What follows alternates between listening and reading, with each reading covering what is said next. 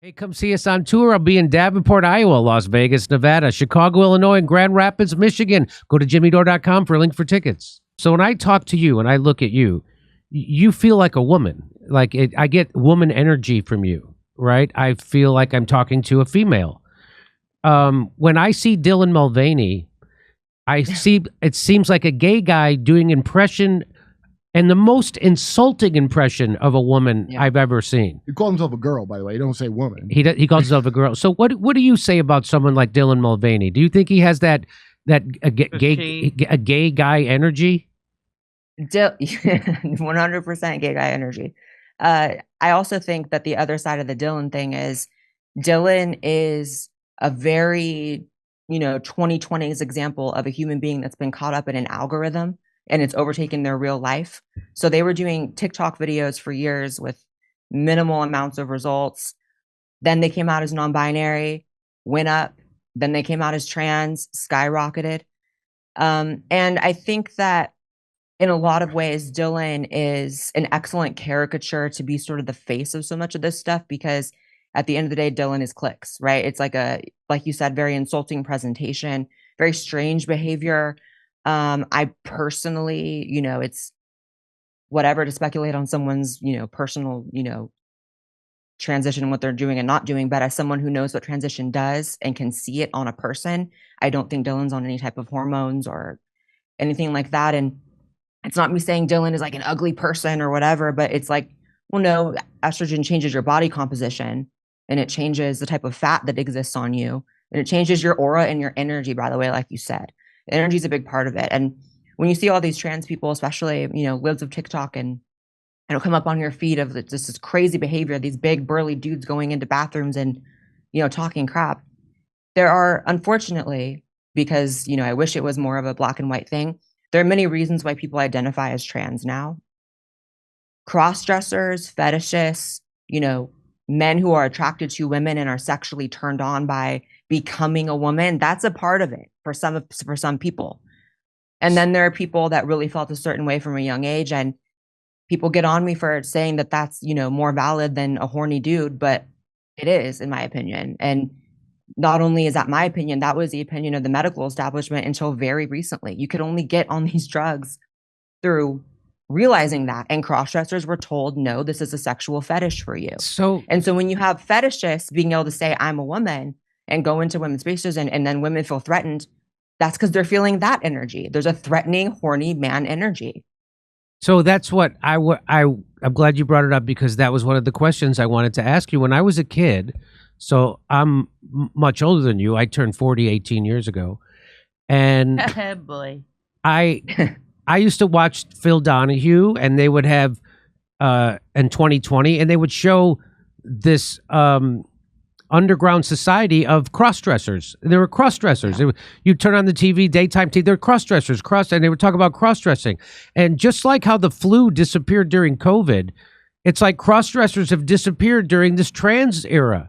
And so this idea that exactly there aren't fetish, men who like get sexual kick, men who are still attracted to women but like dressing up like women. Those are cross-dressers. Trans lesbians are lesbians, and those guys wouldn't want to go in to a woman's bathroom or locker room. Of course they're doing that. Of course that's what. Yes. And there's no cutout to try to even stop it. There's people are just like, let it happen. What could go wrong? Why do you think it's like Iraq? We'll be welcomed as liberators. So what do you think happened to the cross-dressers, and what does the gay community say about that? And the second is, why do you think no one gives a shit about protecting women's spaces anymore? Right.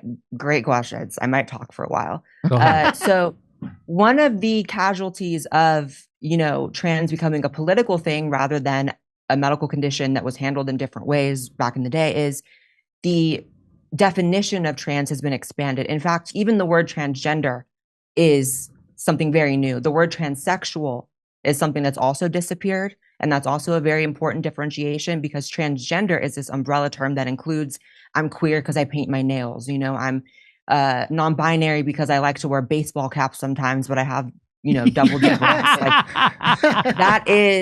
That's how people who feel that they're boring in life get a colorful label and then get to masquerade like they're something else. Whereas being a transsexual is something that, you know, is caused by gender dysphoria, which is a mental health condition, is a mental disorder. And there's two different things. So unfortunately, because they've expanded what anyone can identify as it, that includes the crossdressers. So they didn't disappear, they just found a new home. And if you tell a crossdresser, no, this is actually a thing you're doing because you're horny, or because you wanted to try on your sister's clothes when you were a kid and now you're living out some other shit, that's inappropriate to say, apparently. I've been saying that for years. It's probably why I get attacked. But and then as far as why people don't care, can I just stop you there for a second? Yeah. So I have I have gay friends, and one of my gay friends said to me, "I'm glad I grew up 20 years ago, or 30 years ago, actually, because when I was a kid, I used to like dressing up in my sister's clothes, and my mom caught me, and so she sent me to therapy. She goes, if it was today, they would tell me I'm trans." Yes. And now he's just a really important part of it. He's just a cisgendered gay guy now. But go ahead. Yeah, that's the other thing, that people have this misunderstanding that because someone has gender dysphoria or a bit of gender dysphoria, because it's levels to it, right? It's like there's levels to eating disorders, there's levels to autism, there's levels to any mental health condition, and just kind of way of being. There's different, you know, levels to it. As gay people often experience, or they exhibit rather, gender nonconformity to a certain degree, which is why there's a certain way of dressing that people say, oh, that's gay, or that looks gay, because they're dressing on that feminine to masculine scale. And so you're absolutely right. Now that gets a prescription. Now that gets a diagnosis of you need to be the opposite gender before you even really understand gender dynamics. And by the way, understanding gender dynamics is a big part of understanding if transition is right or wrong for you. You know, it's like, how would I really live and operate in society if they viewed me as the opposite gender? It's something that you never truly learn until you actually can transition. And then there are regular people who aren't trans who spend their life trying to understand the opposite gender, right? And why they do the things they do. So it's way too nuanced of a topic, obviously, for kids. And gay people do fall casualty to being medicalized as well due to that.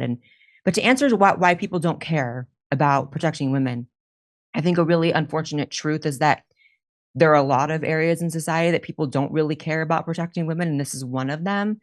I think that there's a hierarchy of wokeness. There's a hierarchy for how people are supposed to perceive these groups, and gay and trans does become before women in these people's minds. So if one trans person gets, you know, their feelings hurt over a law or a situation, Lia Thomas, for example, it's worth all these other women suffering. I don't view life that way. I view life as, you know, doing the most of what you can do with the most minimal harm to people, and trying not to hurt people. And, you know, that seems to be the opposite of the movement that's really co-opted the LGBT stuff. And I know that people sometimes think that trans is like an invention of leftism, or an invention of sort of wokeness coming about in the 2010s and 2020s, but it's actually something that's been co-opted. It's just such a small group that the amount of people that are willing to like say that is very minimal. You know, I'm a very special case in that instance where it's like, I want to be a public figure to be like, this is messed up. Whereas most trans people that are like me, that really transition, they want to blend in and not make any ruckus. So then it leaves, you know, just all these other people that are causing problems, and then like two people that are like, hey, this isn't cool. Hey, if you guys read the amazing manifesto From Transgender to Transhumanism by Martine Rothblatt, the highest paid woman CEO in the country, it's all about ending sexual apartheid, meaning that thing you said about women's spaces, and that's where the money's coming from. And the transhumanist movement's a big part. This is an enemy of all the traditional things. This is to break down all the category. It's literally to just destroy that. Yes. So it's to get us ready for transhumanism? Yes, is that what you're saying? And that's why nothing means anything, and they just gape the meaning of the words until they mean nothing. That's why they can't tell you what a woman is. Yeah, nothing is anything. Blaire, what do you say? Go ahead. And it plays into the fact that, just kind of like you said earlier, that you would think half the population is trans now based on how much you hear about it.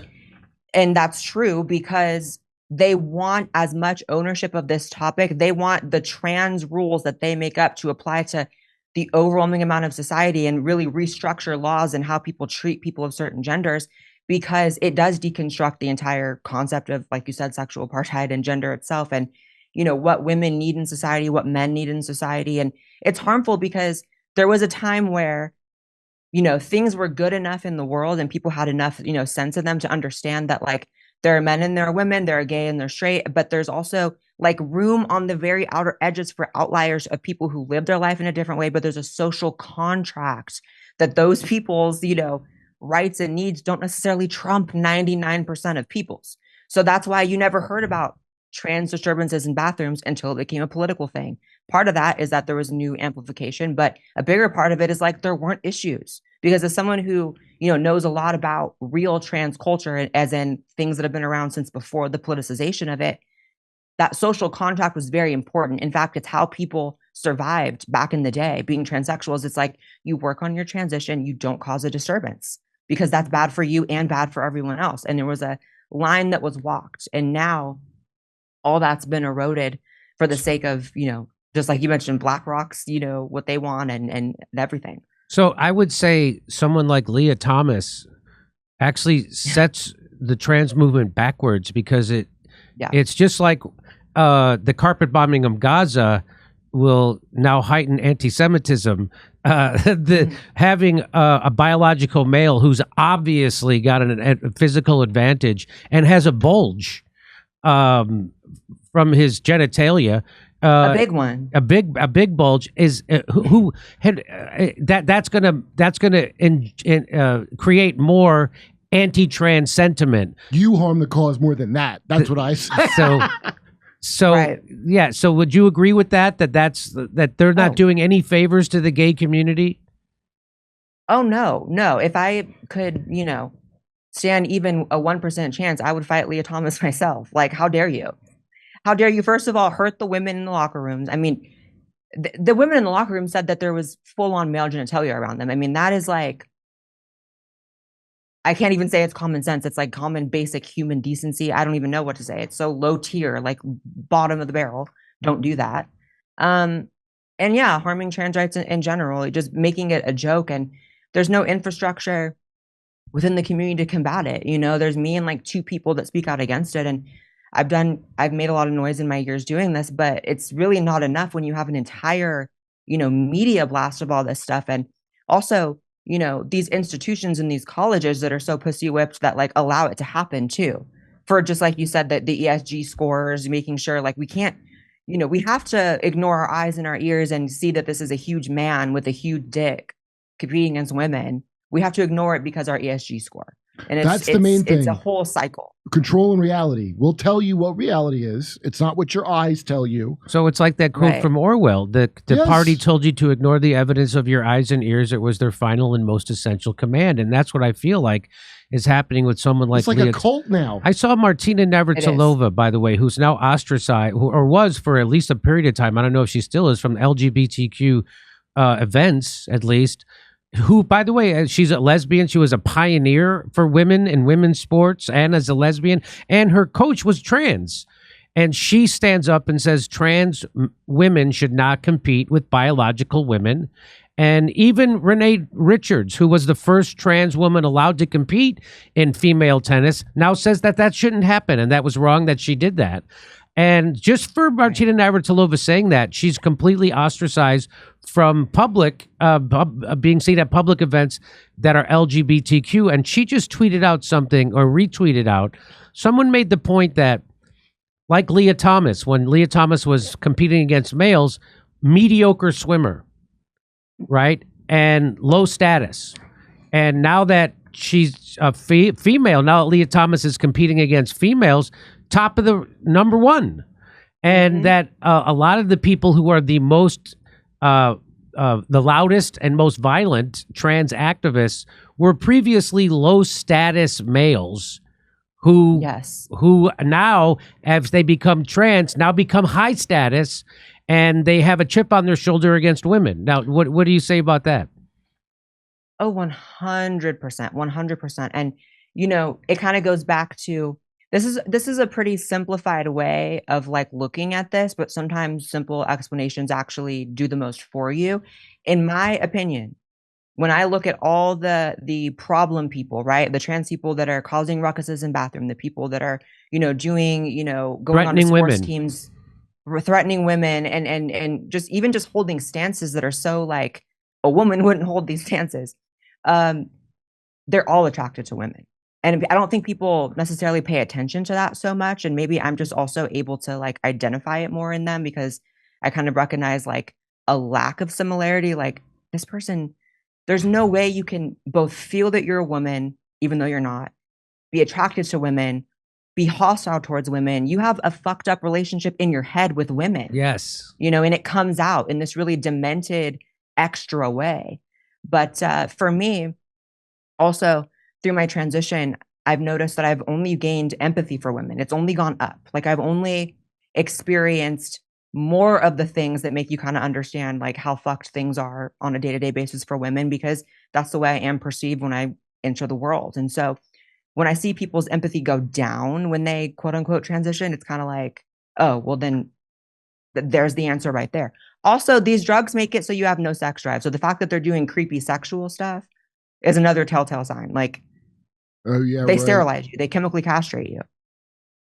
You shouldn't want sex. A lot of this is about passing too. I like the thing where like, hey, kids got to start. I remember somebody told me, and I thought it was like really great. They go, well, if you get them before puberty, then there's their best chance of looking the best they could possibly look. So it's very like your outer appearance is the most important. Yeah. Like if I felt like I was a woman right now, it wouldn't depend on you telling me you felt that way. You know what I mean? Yes. Like, to make the spell work. So yes. So I've been told this by gay people that a lot of parents, a lot of straight parents, want their kids, if they think they're trans, to go on puberty blockers as soon as possible, especially if they're male to female, so that they can be passable and they won't go through puberty as a male, and they'll miss that, so they'll look more female, so they'll be more passable, and that will make them feel better. I'm sure that you could just do that too. Halt your entire biological process, and it'll be fine for you long-term health-wise. Why not? Right. What do you say to that, Blaire? It's a pretty, sick way of looking at it, because you're prioritizing someone's aesthetic or the way that they look, right? Their facial structure, their whatever, over their ability to have children in the future, over their long-term health in many different categories. I mean, I could go on for days about the things that you need to know about what transition does to your health in other areas, whether it's bone health, whether it's, cancer risks, whether, that's all drugs and whatever. But, you're prioritizing all these things beneath the looks of someone. And it's a lie even, because there are plenty of people that transition when they're an adult and have a much more level-headed, approach to it. They can consent to it and they're fine. It's all twisted how they look at it. What age do you think someone should be allowed to make a transition? For me, it's 18. If you can die for the country, if you can, vote, if you can, I think alcohol probably should also be 18, but if you can do all those things at 18. What's that? If you can get those awful ear gauges, you should be able to. Yeah, if you can ruin your body with tattoos, you can ruin your body with whatever else. And for me, that's the line. And I think that's a pretty solid line. But there also is something to be said about, even if you are 18, maybe waiting even a little bit longer, because your brain does continue to develop. But that's the same kind of advice you can give for people that even, like I said, want a tattoo or anything else. But the idea that should be lowered, I mean, that doesn't make sense to me. I'm with you. Hey, come see us on tour. I'll be in Davenport, Iowa, Las Vegas, Nevada, Chicago, Illinois, and Grand Rapids, Michigan. Go to jimmydore.com for a link for tickets.